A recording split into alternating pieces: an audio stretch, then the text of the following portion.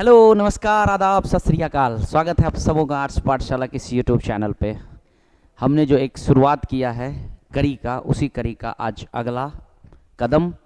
हमने कल देखा था एक दल के प्रभुत्व पॉलिटिकल साइंस क्लास 12 का वन शॉट वीडियो। आज हम लोग उसी चैप्टर का एमसीक्यू देखते हैं।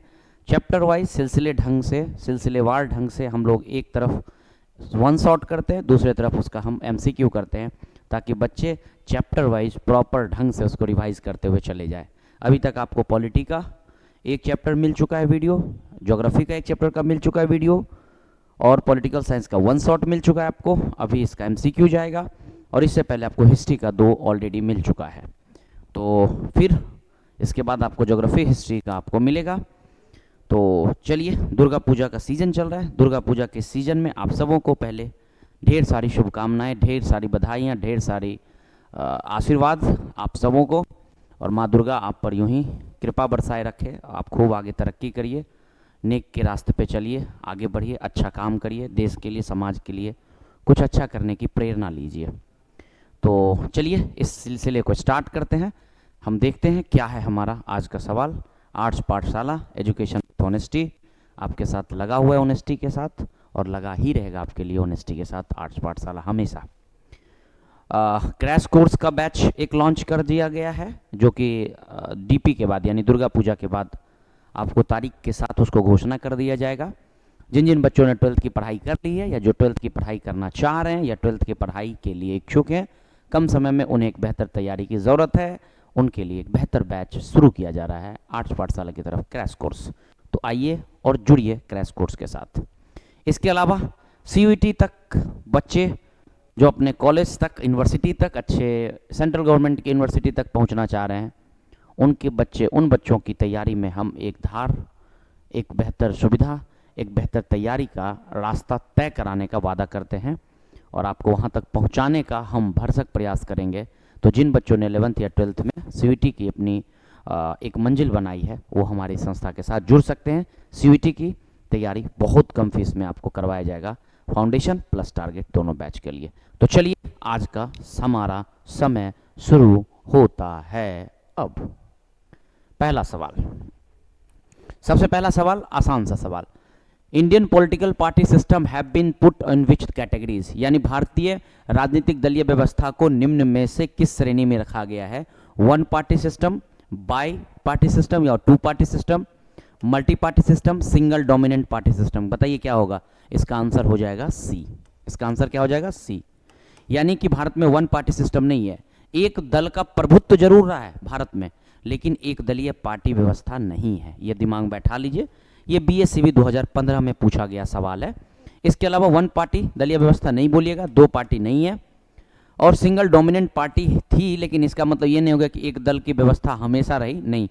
इसलिए भारत क्या है? मल्टी पार्टी सिस्टम रहा है, इसलिए इसका आंसर हो जाएगा सी।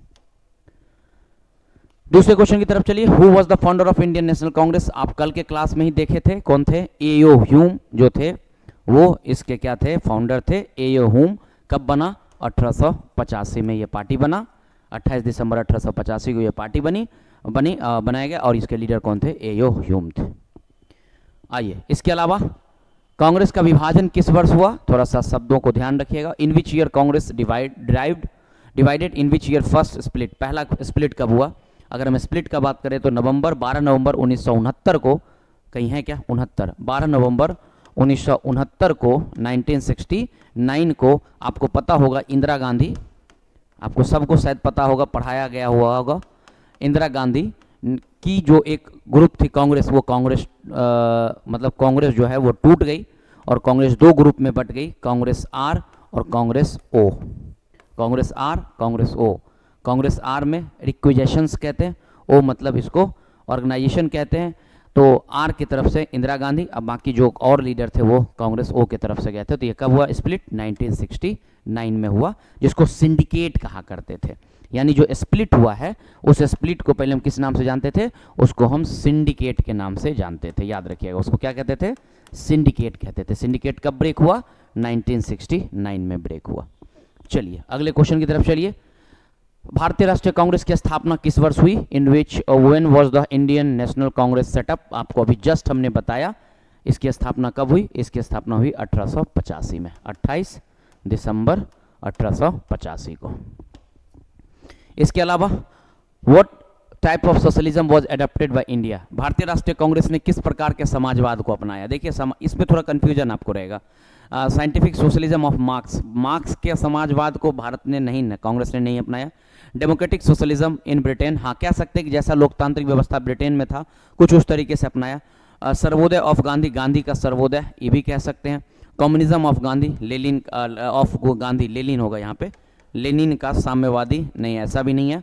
आप इस दोनों के साथ जा सकते हैं। ऐसे सोशलिज्म जैसा, डेमोक्रेटिक सोशलिज्म जैसा भारत ने अपनाया है तो आप चले जाइएगा, इसके साथ चले जाइएगा। ऐसे सर्वोदय ऑफ गांधी भी आप आंसर मार सकते हैं, लेकिन इसके साथ आप बी में आंसर जाइएगा। भारतवर्ष में भी कुल कितने राष्ट्रीय दल हैं? इसका आंसर हमने आपको इधर दे दिया। अभी तक ऐसे 8 राजनीतिक दल थे, लेकिन 2 दल को बाहर निकाला गया, तो अभी कुल 6 राजनीतिक दल राष्ट्रीय दल होते हैं। यानी राष्ट्रीय दल जिसको आप नेशनल पार्टी के नाम से भी जानते हैं। और वो नेशनल पार्टी कौन देता है, इसका टैग कौन देता है? कौन पार्टी नेशनल पार्टी होगा, कौन रीजनल पार्टी होगा, इसका टैग कौन देता है? ये देता है इलेक्शन कमीशन, यानी चुनाव आयोग। चुनाव आयोग देता है ना। आपसे एक सवाल है, चुनाव आयोग के वर्तमान अभी आयुक्त कौन है? चुनाव आयुक्त अभी कौन है ना? मुख्य चुनाव आयुक्त अभी कौन है, ये आपको बताना है सवाल। मुख्य चुनाव आयुक्त कौन है, कमेंट में बताइएगा जरा। मुख्य चुनाव आयुक्त कौन है, कमेंट में बताइए। कौन कौन पार्टी नेशनल पार्टी है? आम आदमी पार्टी नेशनल पार्टी है, Bahujan Samajwadi party national party है, यानी 1 2, भारतीय जनता पार्टी 3, ये नेशनल पार्टी है, कम्युनिस्ट पार्टी ऑफ इंडिया 4, ये नेशनल पार्टी है, 5 इंडियन नेशनल कांग्रेस, जिसको आप कांग्रेस के नाम से जानते हैं, नेशनल पार्टी है, और एनपीपी नेशनल पीपल्स पार्टी, क्या नाम है, आप उनका नाम सुने होंगे, क्या संगमा का नाम आप सुने, कोनार्ड संगमा, वो उन्हीं के पार्टी के ये मेंबर, उन्हीं के पार्टी है ये एनपीपी। तो ये 6 पार्टी जो है वो नेशनल पार्टी है। आपको आसान करने के लिए हमने यहाँ ये दे दिया। ये 2013 में पूछा हुआ है। भारत में द्वितीय आम चुनाव कब हुआ? आपको कल ही हम लोग डिटेल में पढ़ाए थे। भारत में पहला आम चुनाव हुआ 1952 में और दूसरा आम चुनाव हुआ 1957 में। देखिए कहाँ है आंसर, इनमें से कोई नहीं, यहाँ उल्टा कर दिया गया, 1957 ये होगा आंसर, 1957। इसके अलावा स्वतंत्र भारत में प्रथम आम चुनाव कब हुआ? अभी वाला सवाल आ गया, अभी जस्ट आपने देखा स्वतंत्र भारत में पहला आम चुनाव कब हुआ? 1952 में। पहला आम चुनाव 1952 में हुआ था। इसके अलावा भारतीय जनसंघ के संस्थापक कौन थे? भारतीय जनसंघ के संस्थापक कल ही हम लोग पढ़े थे। भारतीय जनसंघ के संस्थापक ऐसे चलेंगे तो श्यामा प्रसाद मुखर्जी थी। स्थापना कब हुई? 1951 में हुई। स्थापना कब हुई? 1951 में हुई। और कौन थे इसके संस्थापक? श्यामा प्रसाद मुखर्जी। आपको बताना है, आपके लिए कमेंट बॉक्स में सवाल है, भारतीय जनसंघ का मुख्य नारा क्या था, या मुख्य जो उसका एक स्लोगन था वो क्या था, क्या वो स्लोगन लगाता था, उसको आप थोड़ा सा लिखिएगा कमेंट बॉक्स में।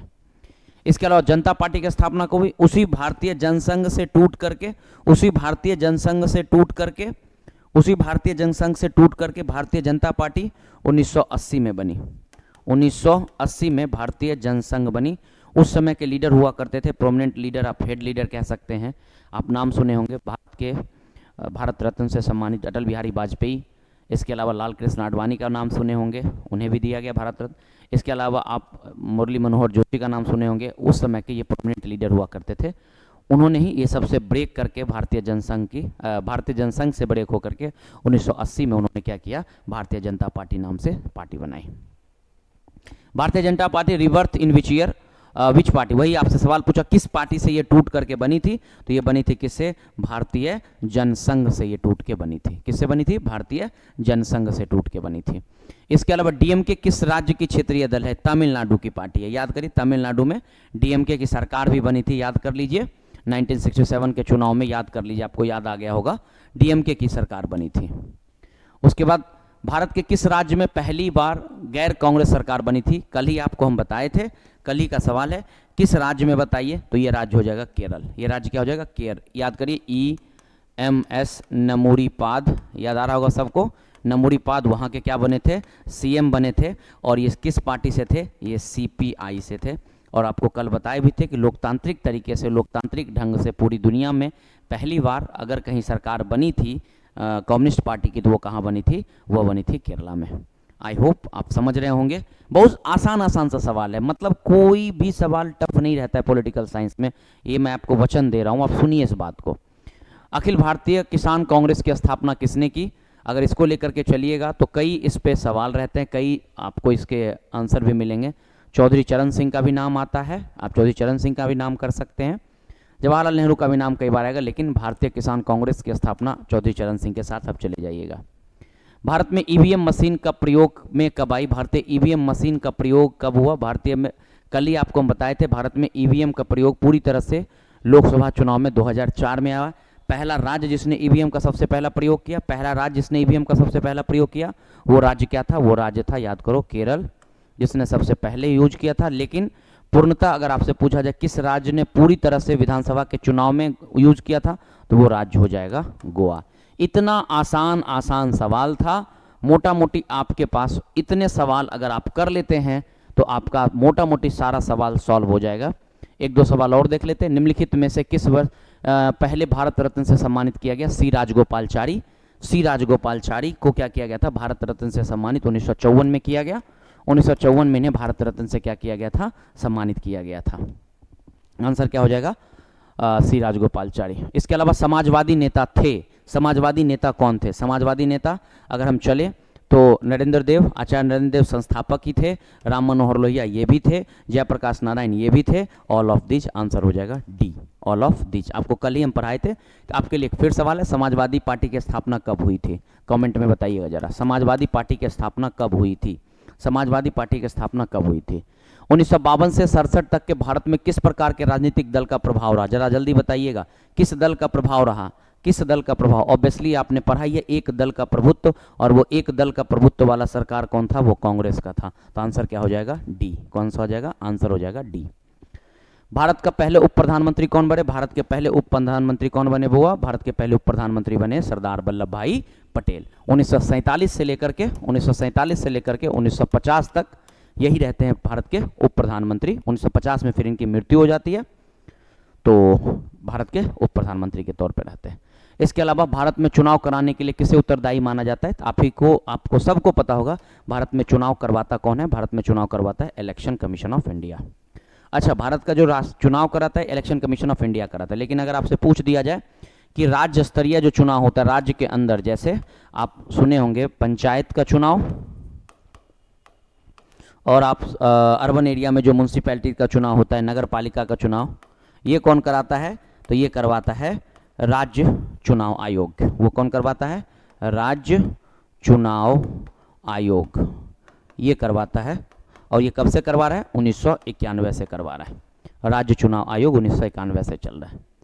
इसके बाद अगले सवाल, किस भारतीय राजनीतिक दल को छत्री संगठन के रूप में जाना जाता है? ऑब्वियसली छत्री संगठन का मतलब हो गया कि एक साथ कई विचार के लोग, एक साथ कई पार्टी के लोग, एक साथ कई समर्थन, सब साथ चलने वाली पार्टी अगर कोई है तो वो कौन हो जाता है? वो हो जाता है कांग्रेस पार्टी। आंसर क्या हो जाएगा? इसका आंसर भी हो जाएगा सी। इसका आंसर क्या हो जाएगा? इसका आंसर भी हो जाएगा सी। अगले क्वेश्चन की तरफ चलिए। कामराज योजना किस वर्ष प्रस्तावित हुआ? कामराज पता ही होगा आपको कि साउथ के मद्रास के वो सीएम भी रह चुके थे, है ना, तमिलनाडु जो आप क्षेत्र देख रहे हैं उसके वो सीएम भी रह चुके थे। और ये योजना जो है ये कब का है? 1963 का है। कामराज, और कामराज उस समय कांग्रेस के कद्दावर लीडर थे, बहुत बड़े लीडर हुआ करते थे। आंसर क्या हो जाएगा? सी, 1963। इसके अलावा who was known as the young Turk of the Congress, यानी कि कांग्रेस के युवा तुर्क किसे कहा जाता है? युवा तुर्क कहा जाता है चंद्रशेखर को, जो कि देश के प्रधानमंत्री भी रह चुके हैं। 1990 से 91 के बीच में प्रधानमंत्री यही थे, याद रखिएगा। इन्हें कहा जाता है, चंद्रशेखर को क्या कहता है? युवा तुर्क के नाम से जाना जाता है। युवा तुर्क किन्हें कहा जाता है? युवा तुर्क किनको कहा जाता है? चंद्रशेखर को, जो कि 90-91 में प्रधानमंत्री भी रह चुके। फिर इसके अलावा 1971 में बने महागठबंधन का क्या ध्येय था? 1971 में जो महागठबंधन बना था उसका क्या उद्देश्य था? उसका उद्देश्य था गरीबी हटाओ। नहीं, ये तो इंदिरा गांधी की जो सरकार थी, इंदिरा गांधी की पार्टी जो थी, उसका उद्देश्य था टू रिमूव पॉवर्टी। हाँ, ये था to remove poverty, sorry remove Indira, मतलब इंदिरा हटाओ, ये इसका उद्देश्य यही था। 1971 के चुनाव का मुख्य उद्देश्य यही था, इंदिरा गांधी को हटाना था, यानी रिमूव इंदिरा। ये 71 के गठबंधन पार्टी का क्या था? मुख्य उद्देश्य था, जिसका नाम था ग्रैंड अलायंस। Grand alliance. और यही पार्टी 1977 में एक और पार्टी फॉर्म हो जाती है जिसका नाम रहता है कौन, जनता पार्टी। हालांकि इस बार 71 के चुनाव में कौन जीतता है, 71 के चुनाव में इंदिरा गांधी जीती है। और इंदिरा गांधी का पूछा स्लोगन क्या है, तो इंदिरा गांधी का स्लोगन था गरीबी हटाओ। इंदिरा गांधी का स्लोगन क्या था, गरीबी हटाओ। इसके अलावा 370 का संबंध किस प्रदेश से, 370 का संबंध जम्मू कश्मीर से, जिसे किस वर्ष हटा दिया गया, 2019 में हटा दिया गया। ये किससे संबंधित था, जम्मू कश्मीर से। इसे कब हटा दिया गया, 2019 में। बीजेपी की सरकार जो है 2.1 जब दूसरी बार सरकार बनी तब उसने क्या कर दिया, उसे हटा दिया। 5 सूत्री कार्यक्रम की शुरुआत किसने की, ये आपके लिए सवाल है। ये आपके लिए हम सवाल छोड़ के चलते हैं। ये आपको बताना है कि 5 सूत्री कार्यक्रम शुरुआत किसने किया, ये आपको बताना है। कमेंट बॉक्स में अपना आंसर छोड़िएगा, 5 सूत्री कार्यक्रम किसका है। और अंतिम सवाल, revolutionary party, institutional revolutionary party सत्ता का प्रयोग किस राज्य, किस देश से संबंधित है, ये है मैक्सिको की। याद करिए, मैक्सिको में एक ही पार्टी की सरकार लंबे समय तक बनी रही, और वो जो पार्टी थी मैक्सिको का, उसका नाम था इंस्टीट्यूशनल रिवॉल्यूशनरी पार्टी। तो आई होप आप समझ गए होंगे। तो हम उम्मीद करते हैं कि आपको ये सवाल समझ में आ गया होगा। बहुत आसान आसान सा सवाल था, आसान ही रहता है, हम आपको वचन दे रहे हैं, आप विश्वास करिए, बहुत आसान सवाल रहता है। आपके लिए ये सवाल है, इसका आंसर आपको देना है। इसी के साथ हम लोग इस टॉपिक को कंप्लीट करते हुए द एंड करते हैं। अगर आपको इसका पीडीएफ चाहिए, अगर आपको कोई क्वेरी है, अगर आपको कोई कांटेक्ट करने की ज़रूरत है, तो आप इन सब में से किसी पे भी कर सकते हैं। बाकी आप अच्छे से पढ़ते रहिए, आगे बढ़ते रहिए, कुछ करते रहिए। और दुर्गा पूजा का समय है, थोड़ा सा ध्यान रखते हुए नो डाउट कि आप खुशी मनाइए, उत्सव मनाइए, लेकिन उसको इस तरीके से नहीं कि आपकी पढ़ाई बीच में छूट जाए, चौपट हो जाए। तो उसको भी आप मद्देनज़र रखते हुए अपनी पढ़ाई को जारी रखिए। बाकी हम लोग बहुत जल्द ही मिलेंगे एक नेक्स्ट वीडियो के साथ, ज्योग्राफी के साथ। कल मिलेंगे हम लोग, और फिर उसका एमसीक्यू मिल जाएगा आपको। बाकी आप पढ़िए, अच्छे से आगे बढ़िए। हम लोग बहुत जल्द मिलते हैं। Thank you so much, tata bye bye.